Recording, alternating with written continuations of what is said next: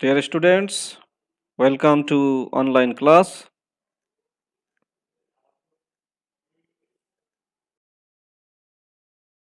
I am Muhammad Nur Alam, lecturer of English, Police Lines School and College, Rangpur. Today, our topic is punctuation, full stop, question mark, and exclamation mark. There are several uses of these punctuation marks. Firstly, sentence division. Full stops, question marks, and exclamation marks are used to close sentences. A new sentence that follows one of these has a capital letter. The example is, I looked out of the window, full stop. It was drizzling again. Why do we try to reach the stars? Question mark. What it is all for? Question mark. They have no right to be in our country! Exclamatory sign. They must leave at once! Exclamation sign.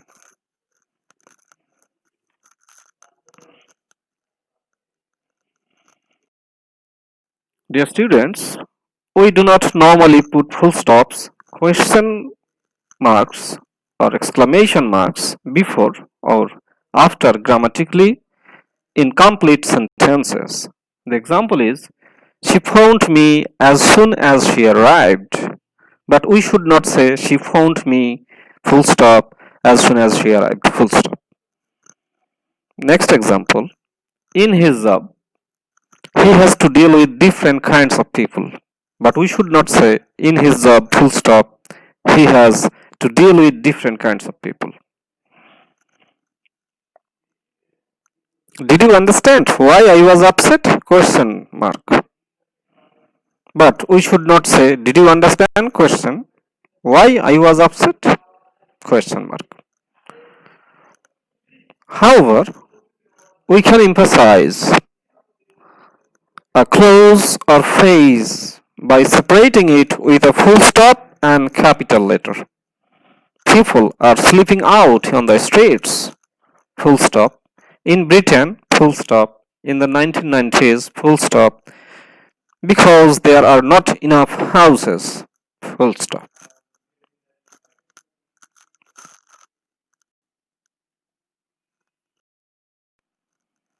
Dear students, in abbreviations, we can also use these punctuation marks. You can see full stops can be used after abbreviations. But this is becoming less common in British English. The example is Dr. full stop Ashfaq and full stop Ahnaf, M. A. Dr. Ashfaq and Ahnaf, M.A. Or we can say in another way, Dr. no full stop Ashfaq and no full stop Ahnaf, M space A. So you can see the difference. We can use full stop, or sometimes we can also not use full stop. Dear students, in indirect questions, we do not use question marks after indirect questioning. The example is, I asked her what time it was, full stop. In bracket I showed you, not I asked her what time it was, question mark. The sentence in bracket is wrong because there is a question mark at the end of the sentence. I asked her what time it was. Next example, she asked me why I would have my dinner that night, full stop. Not she asked me why I would have my dinner that night, question mark. In bracket the sentence is wrong because this is the example of indirect question.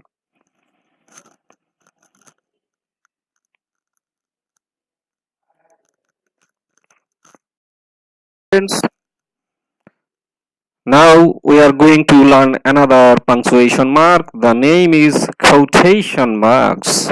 The name is quotation marks. Quotation marks you can see in bracket single quotation or double quotation are also called inverted commas in British English. A special use of words. We often put quotation marks around words which are used in special ways. For example, when you talk about them, when you use them as titles, or when we give them special meanings. Example is, quotation marks are also called inverted commas. You can see I have used double quotation marks around inverted commas. People disagree about how to use the word in inverted comma disinterested. People disagree about how to use the word disinterested. The word disinterested is under the double quotation marks on inverted commas. Next example. His next book was Heart of Darkness, marked by use of quotation marks around Heart of Darkness. A textbook can be a wall between teacher and class. Mark the use of quotation marks around wall.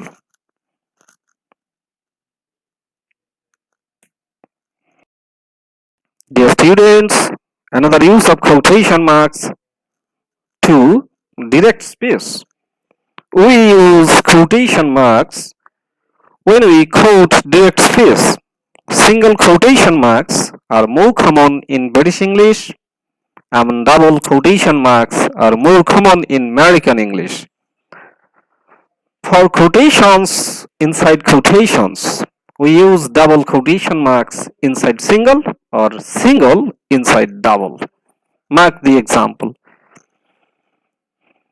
Single quotation marks starts his last words, comma, single quotation marks ends. Said Albert Einstein, comma, double single quotation marks starts where, again double quotation marks starts, get that oh man out of here, double quotation marks, full stop and single quotation marks. Dear students, this is sometimes will seem very complex, but read the rule several times and practice the example. I think you will find it very easy to understand. Dear students, now let's see another punctuation mark, that is semicolon. Semicolon. Use of semicolon. Number one, instead of full stops.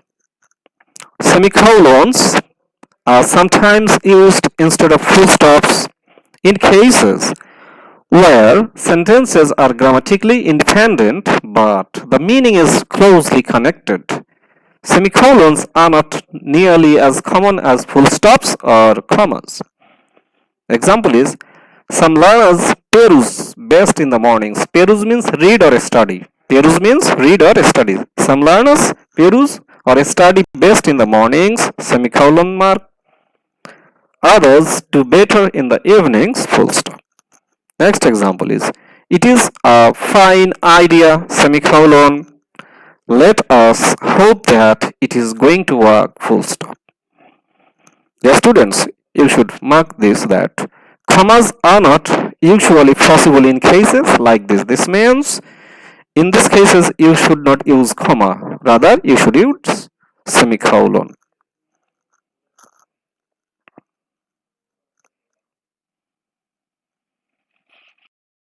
Dear learners, let's come to another use of semicolon.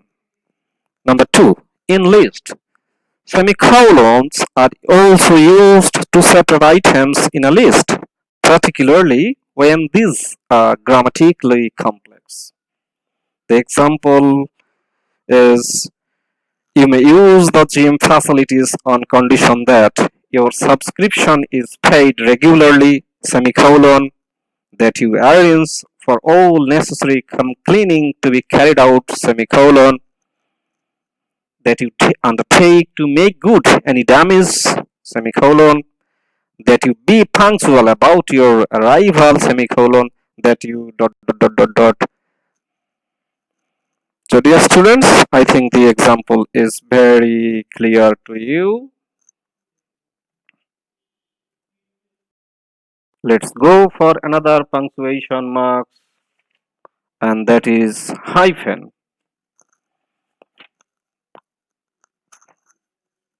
Dear students, hyphens.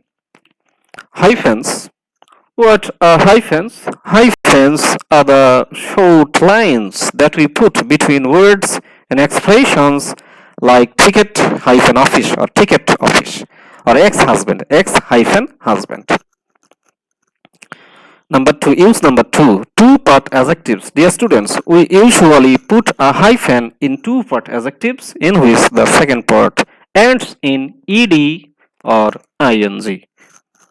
The example is blue-eyed, broken-hearted, nice-looking, grey-green, the London-Paris flight, the Scotland-France match, and Anglo-American agreement.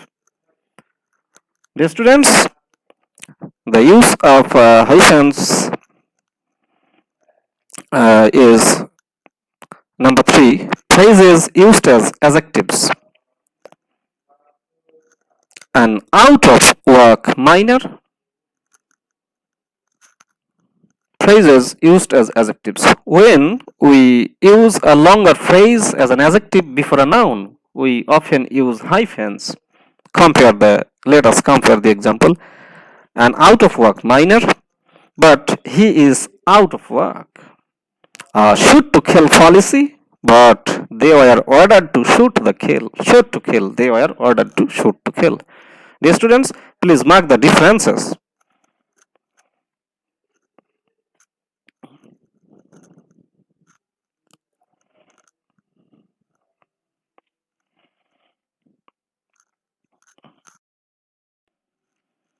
Dear students, two-part nouns are a stress. In British English, hyphens are common in two-word compound nouns when the first word has the main stress. I repeat the rule. In British English, hyphens are common in two-word compound nouns when the first word has the main stress. The example is a paper shop, not a paper shop. We should say a paper shop. Some makeup. Next example is some makeup. Our third example is running nose, running shoes, or lorry driver. Dear students, these words using hyphens are very complex for you, but you should be very careful about this. Dear students, in prefixes like cool, non, or x, we can also use hyphens. The prefixes co, non, and x are sometimes separated from what follows by hyphens.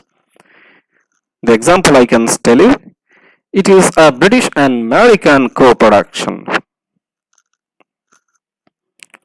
We have a policy of non-investment. He's one of her ex-lovers. Dear students, and other prefixes may be separated by hyphens in order to avoid unusual or misleading combination of letters like un-American, preemptive, counter-revolution. Dear students, in the slides, I have tried to give you almost all the rules and examples of punctuation marks, and I think these slides will help you to be a good learner of English punctuation. And now one thing I'd like to tell you about hyphen. We use a hyphen to separate the parts of a long word at the end of a written or printed line. And one thing, most important thing, that is, you should remember the question. Some people can tell you that hyphens are disappearing. Why? Why is hyphen is disappearing? The rules about hyphens are complicated, and usage is not very clear. Perhaps because of this, people seem to be using hyphen less. Many common short compounds are now often written solid with no division between the words, like weekend, wide awake, take over. Other less common or longer compounds are now more likely to be written as completely separate words, like train driver, living room. The situation at present is rather confused, and it is not unusual to find the same expression spelled in three different ways, like bookshop, bookshop. You can use in word bookshop hyphen or no hyphen. If one is not sure whether to use a hyphen between words or not, the best thing is to look in a dictionary or to write the words without a hyphen. Dear students, I'd like to remind you one thing.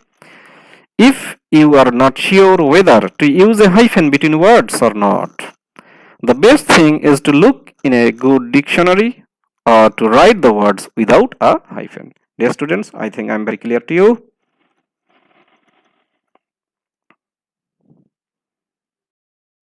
And thanks for watching the video. I think you have benefited attending my class. Thank you once again very much.